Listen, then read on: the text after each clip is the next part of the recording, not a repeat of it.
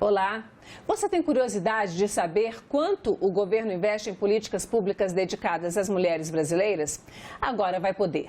A Consultoria de Orçamento do Senado, a Rede Orçamento Mulher e a ONG Cefêmea estão fazendo o acompanhamento diário das despesas e investimentos do Poder Executivo em ações voltadas para as mulheres. E eu recebo aqui a consultora Rita Santos, que é coordenadora do tema Orçamento Mulher, que está detalhado no painel Cidadão Siga Brasil, no site do Senado. Rita, muito obrigada pela sua presença aqui na Agenda Econômica. Olá, Antônia, eu que agradeço a oportunidade. Para a gente começar, eu queria que você explicasse a Lei de Diretrizes Orçamentárias de 2021 obrigou o Poder Executivo a divulgar de forma bastante transparente os recursos destinados a ações para as mulheres, em todo o país que está no orçamento federal. Qual a necessidade desse relatório? Eu queria que você nos dissesse qual é a necessidade desse relatório específico, qual a importância dele. Antônia, esse é um momento muito bem-vindo, na verdade, de retomada de um processo de acompanhamento próximo, intensivo das políticas públicas, tanto pelo Legislativo quanto pela sociedade civil, no tocante às políticas para as mulheres, porque lá aproximadamente em 2000 e de 2006 até 2012, por meio de uma parceria que o Senado Federal fez com algumas entidades da sociedade civil, foram montados e publicados vários orçamentos temáticos, orçamento para as mulheres, orçamento para as crianças e adolescentes, para os idosos, índios, segurança alimentar e uma série de outros temas. Em 2012, houve uma mudança nas classificações orçamentárias que comprometeu muito a metodologia que nós vínhamos aplicando, e então foi descontinuado a publicação desses orçamentos e particularmente o orçamento mulher. E agora, em 2020, na verdade, a partir de 2020, o Congresso Nacional retomou essa pauta e, por meio de um dispositivo na LDO, obrigou, então, o Poder Executivo a editar anualmente, um relatório Orçamento Mulher, dizendo exatamente o que é que tem dentro do orçamento para as políticas para as mulheres. E por que isso foi necessário? Porque as ações, essa foi a mudança que houve nas classificações orçamentárias, as ações ficaram muito genéricas e não tinham mais essa especificação de quem era o público-alvo dessas políticas que estavam sendo financiadas pelo orçamento. Então, se perdeu a possibilidade de enxergar com clareza quanto estava indo para cada um desses públicos-alvo. Então, o Congresso Nacional aprovou um dispositivo na LDO dizendo o seguinte: ok, as ações são genéricas, mas, Executivo, você que edita, que publica, que executa as ações, as políticas públicas, diga-nos, então, quais são essas ações que estão indo para as mulheres e publique anualmente um relatório dizendo, inclusive, qual foi a metodologia adotada para atribuir esses gastos às mulheres. E com isso, em janeiro de 2022, então, foi publicado o primeiro relatório dando cumprimento a esse comando do Poder Legislativo. Você saberia dizer por que foi suspenso? Quer dizer, dá mais trabalho para o Executivo fazer isso? Por quê? Na verdade, era o seguinte, a iniciativa da publicação dos relatórios temáticos, inclusive do Orçamento da Mulher, lá atrás, inclusive, já tinha sido uma iniciativa do Poder Legislativo em parceria com a sociedade, porque o Poder Legislativo tem a função fiscalizadora e a sociedade tem todo o interesse de fiscalizar e exercer o controle social também. Então, nunca foi o Poder Executivo quem tomou a frente para explicitar essa transparência, esses vários segmentos que estão sendo beneficiados pelo orçamento. Sempre foi uma pauta do Poder Legislativo, mas lá atrás, quando houve a mudança das classificações orçamentárias, o próprio Poder Legislativo ficou cerceado na sua capacidade de abrir o orçamento e enxergar com clareza e, portanto, publicar esses relatórios. Essa dificuldade, Antônia, inclusive, afetou muito o poder de emendamento do orçamento pelo próprio Poder Legislativo, porque os parlamentares passaram a ter dificuldades, inclusive, em enxergar em que ações deveriam colocar recursos quando tinham interesse, por exemplo, em financiar políticas para as mulheres. Eu vou aproveitar, então, e vou te perguntar qual foi a primeira coisa que ficou claro quando vocês receberam já dados de 2021 e agora temos os dados até esse mês de outubro, em que a gente está gravando essa entrevista, do que está sendo destinado. Qual foi, assim, olhando de uma forma superficial, qual foi a primeira percepção de vocês? A primeira percepção foi que existem poucas ações no orçamento que estão explicitamente dedicadas às mulheres. É um percentual, inclusive, muito pequeno do que o Poder Executivo está declarando que está indo para as mulheres. Eu vou pedir, então, vou te interromper um pouquinho, vou pedir ao nosso diretor, o Mamoro, que apresente aqui na tela um gráfico que a gente fez com esses primeiros dados, né? E aí a gente tem aqui no laranjado, a gente tem, no vermelho, vamos ao vermelho primeiro, o projeto, né, que é o projeto de lei orçamentária anual encaminhado pelo governo federal. Em 2022 estava previsto 220 bilhões de reais para as ações voltadas para as mulheres. Em 2022 a gente teve uma queda para 205 bilhões e no projeto que veio agora para 2023, que está em tramitação no Congresso, a gente teve aí 227 bilhões. E aí a gente percebe, esse é o do projeto, e a gente vê o planejado, que é o que sai aqui do Congresso, né? A gente teve um aumento de 17 bilhões em 2021 e um aumento de quase 20 bilhões em 2022. 2023 a gente só vai saber, obviamente, quando for aprovado aqui. Essa queda, vocês tinham como identificar se não fosse essa determinação de que o governo tinha que explicitar quanto vinha para as mulheres? Na verdade, um dos aspectos mais relevantes aí e a importância de ter essa metodologia clara, né, é o seguinte, uma boa parte dessas ações, a gente vê ali 220 bilhões, né, parece que é muita coisa, de fato é muita coisa, mas isso representa em torno apenas de 8% do orçamento efetivo do governo federal, do orçamento da União, quando na verdade a gente sabe que, por exemplo, as mulheres representam 52% da população. Não é que deveríamos ter 52% do orçamento para as mulheres, mas certamente ter apenas 8% identificável para as mulheres já mostra que nós temos um caminho a andar aí, não só para melhorar a transparência, como também para reforçar as políticas públicas para as mulheres.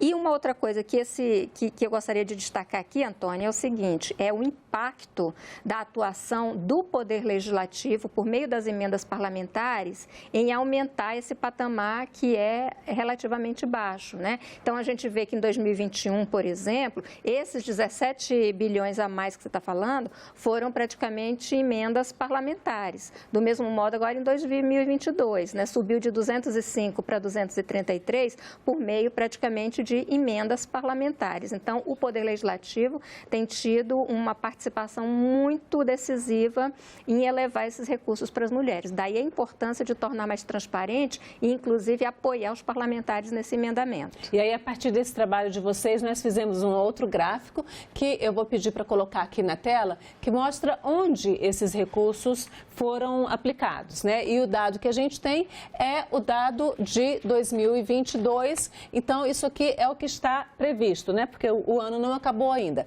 E a gente percebe que a maioria foi no orçamento da saúde, com 94 bilhões e 500 milhões. Depois a gente tem o Ministério da Cidadania, que são os ministérios, com 78,5 bilhões, Educação, com quase 51 bilhões, e o Ministério da Mulher, com apenas 245, quase 246 milhões. Então, aqui a gente sai de 50 bilhões para poucos, 245 milhões.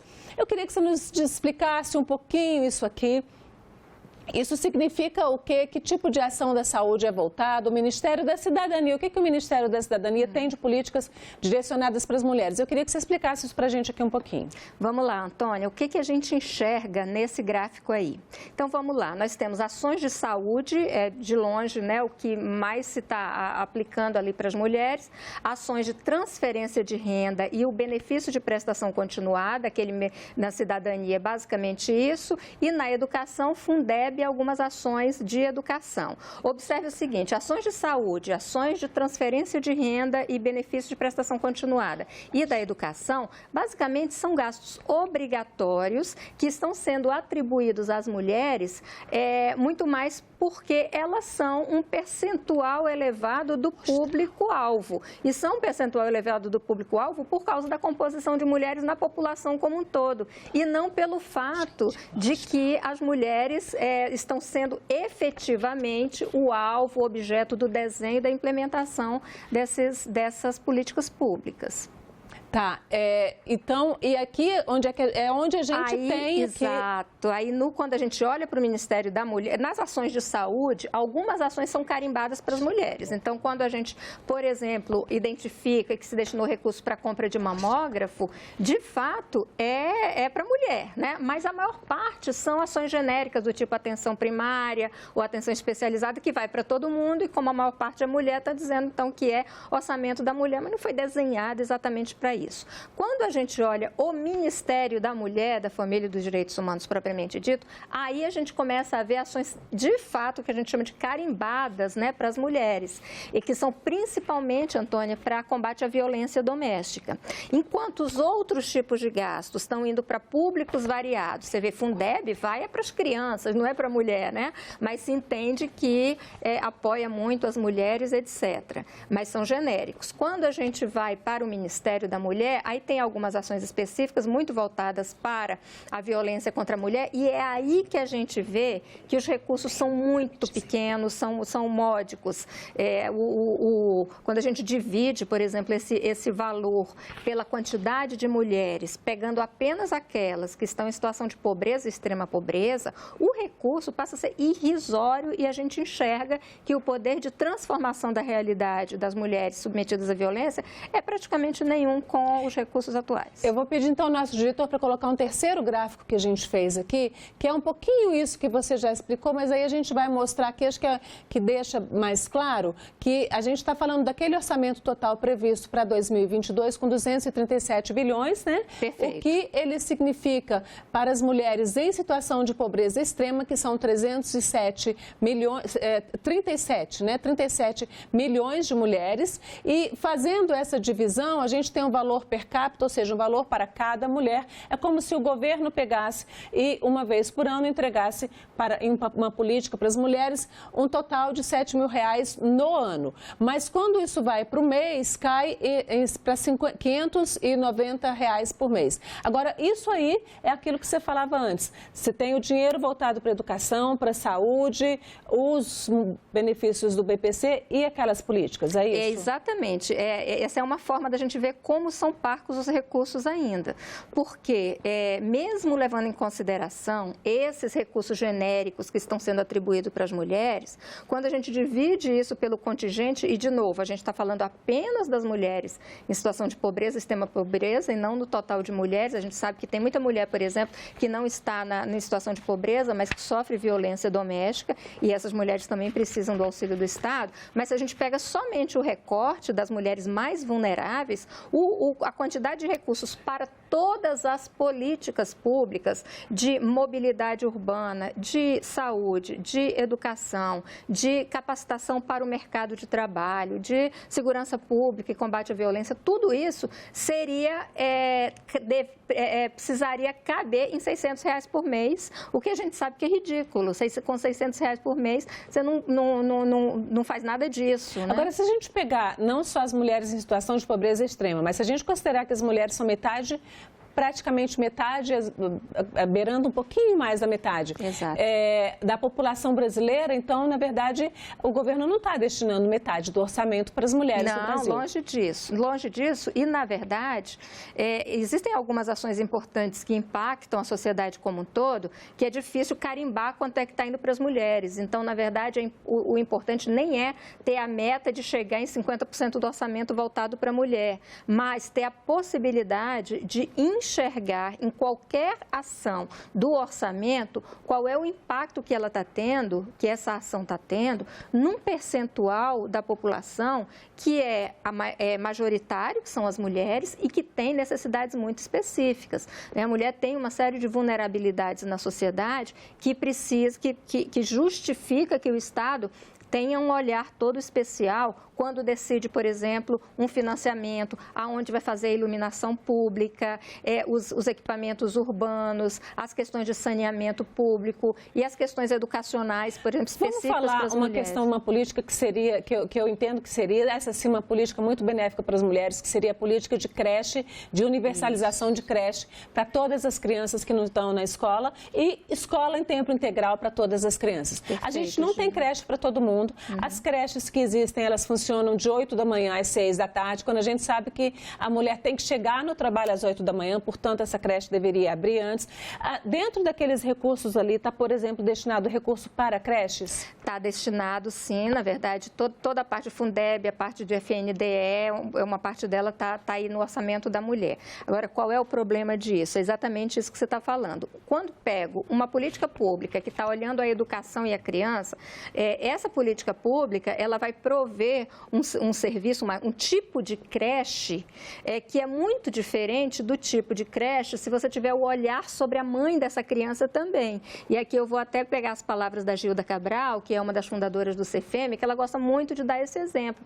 A creche que tem o olhar da mulher, além de ter apenas o objetivo de colocar a criança na educação infantil, é uma creche que vai dar o cuidado em tempo integral para essa criança de janeiro a janeiro. E vamos lembrar que as mulheres em situação de vulnerabilidade nem carteira assinada têm. Então, elas nem têm esse período de trabalho. Muitas vezes elas têm que estar até à noite tentando prover a sua sobrevivência. Então, esse olhar, quem é essa mulher brasileira que está tentando sobreviver? A gente sabe que a maior parte dos lares em situação de vulnerabilidade são uniparentais, é a mulher quem está basicamente sustentando a família, quem tem que ir buscar sustento para essa família.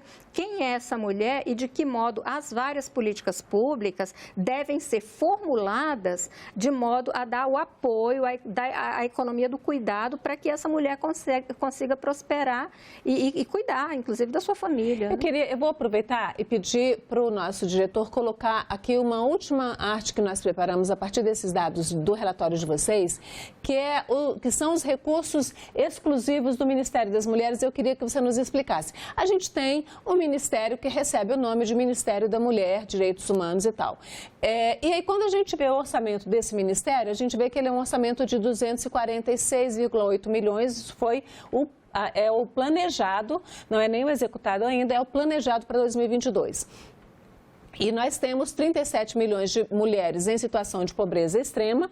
Na verdade, o número de mulheres do país é muito mais, né? Somos quase metade da população.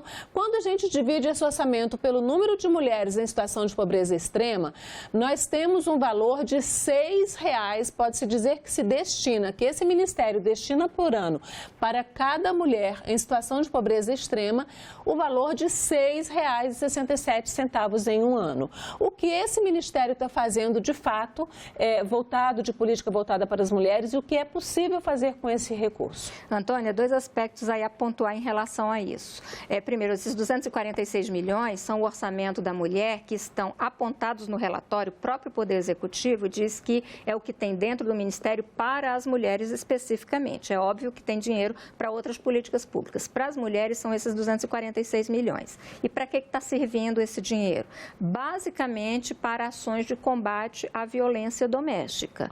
Quase a maior parte dos recursos é para essa finalidade específica de combate à violência. Então, quando nós olhamos a materialidade desses recursos, é que a gente chega nesse número alarmante que você está mostrando aí. Nós temos menos de R$ 7,00 por ano para combater a violência contra mulheres, apenas aquelas que estão em situação de pobreza e extrema pobreza, e não das mulheres em geral. Então, é uma política pública que praticamente inexiste.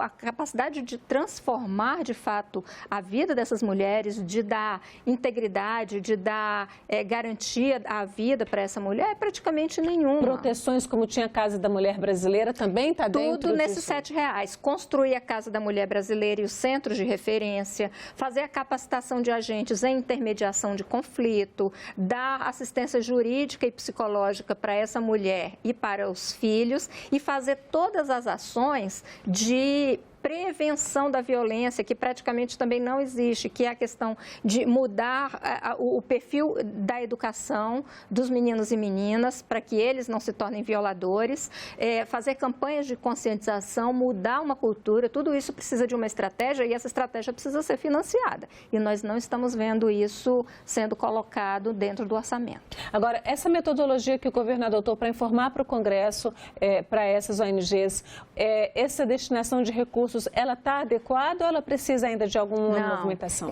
Na verdade, nós damos muito boas-vindas, tanto a essa iniciativa do Congresso Nacional pela LDO de exigir a publicação do relatório, quanto pela transparência ou pela publicação da metodologia.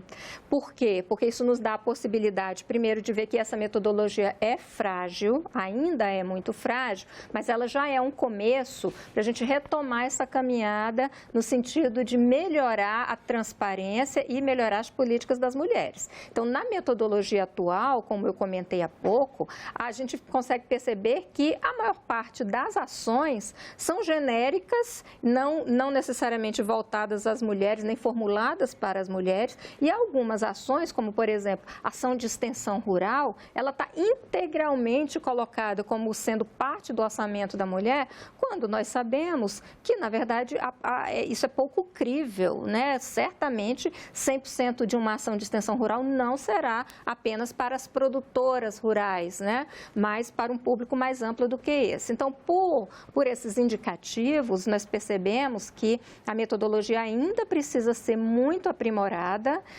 provavelmente ela está superdimensionada, o orçamento ele não é esse valor todo. Então, quando, por exemplo, pegamos uma ação como o BPC, o Benefício de Prestação Continuada, é uma ação que corresponde a aproximadamente 30% de todos os gastos de assistência social dentro do relatório da mulher. Então, 30% é muita coisa. Pois bem, esses gastos, Antônia, eles foram desenhados lá atrás para atender pessoas idosas e pessoas com deficiência. O fato dessas pessoas serem mulheres é quase como um detalhe. Então, o BPC, ele não deveria estar num demonstrativo de orçamento que pretende dizer o que é que o governo está fazendo ao olhar para as mulheres. Tá, eu queria que você me falasse, os estados, né, os estados da federação, eles também estão obrigados a fazer esclarecimento dos seus recursos, de como estão usando os recursos ou se estão destinando recursos para as políticas para as mulheres? Não são obrigados, a Lei de Diretrizes Orçamentárias da União só vale para o governo federal, mas a boa notícia é que nós, inclusive, já temos recebido o contato de vários estados e vários municípios interessados em fortalecer essa pauta das mulheres e, inclusive, iniciando toda uma discussão de qual é a melhor metodologia para fazer isso acontecer. A Rede Orçamento Mulher está sendo deflagrada agora, pegando órgãos do Poder Legislativo, da Câmara dos Deputados, do Senado Federal, de entidades da sociedade civil, de estados e municípios, exatamente para formar uma grande rede de discussão e de articulação para fortalecer a transparência e a participação das mulheres na construção de um orçamento que, de fato, reflita as necessidades desse público específico. Agora, entrando na página do Siga Brasil, a gente consegue ter uma clareza desses dados ou ainda está um pouco... Porque na página do Ministério da Economia, a gente consegue encontrar esses dados ou não? Tem que vir para esse relatório que vocês prepararam? Na verdade, nos portais do governo federal, do Poder Executivo, tem um documento que está publicado, é um documento estático, né? Basicamente um PDF que fala quais são as ações, as 79 ações, e dá o nome das ações e o código das ações. Agora, o que é importante, daí a importância de termos publicado um painel no Siga Brasil com essas ações, é que lá no relatório você tem um número aplicado ao ano de 2021 fechado, né? Olha, em 2021 o retrato foi esse. Ora, se nós queremos acompanhar, fiscalizar, participar da discussão, nós precisamos ver diariamente quanto é que as ações que se diz que estão indo para as mulheres estão recebendo, como é que elas estão sendo executadas, se não estão sendo executadas, por que não estão. Essa participação aí exige que se seja capaz de acompanhar diariamente a execução do orçamento. Eu E é aí que o SIGA entra. Eu vou pedir, então, vou aproveitar e pedir ao nosso diretor para colocar aí na nossa tela o endereço do SIGA Brasil, porque, na verdade, esse é o endereço inicial de acesso, que é o www.12.senado.leg.br/orçamento, que, na verdade, a gente tem que escrever orçamento, né? Não tem cedilha, SIGA Brasil, e aí você vai chegar no SIGA Brasil. Quando você chega no SIGA Brasil, você clica, tem 3 painéis, você clica no painel Cidadão, né, que somos todos nós, é o de mais fácil acesso, você clica no painel Cidadão, e aí dentro do painel Cidadão ainda tem um caminhozinho que você vai olhar lá um menu de orçamentos específicos e tem lá o orçamento mulher para quem tem o interesse em acompanhar. E aí vocês estão começando a atualizar isso diariamente se a gente entrar no quadro de 2022. Exato, a ferramenta já faz isso automaticamente. Na hora que nós publicamos o relatório, todos os dias, o sistema vai na base do Poder Executivo de execução e traz o número do dia. Então, a gente consegue ir acompanhando como é que está, por exemplo, agora em 2022, como é que vai se dar a execução dessas ações até o final e aí para o ano que vem também, né? Um belo trabalho, deve ser bem difícil, né, Rita? E valoroso, né? Esse trabalho de transparência, de trazer a tecnologia da informação para se colocar a serviço do controle social e do controle externo que o Poder Legislativo tem a obrigação de fazer, é fundamental, é dar inteligência a esse trabalho de controle e de fiscalização. Rita, eu quero agradecer pela sua presença aqui na Agenda Econômica. Eu é que agradeço, Antônia. E agradeço também a você que nos acompanhou. Se quiser rever este programa ou indicar para alguém, acesse a página da TV na internet, senado.leg.br/TV ou o canal da TV Senado no YouTube. Até a próxima Agenda Econômica.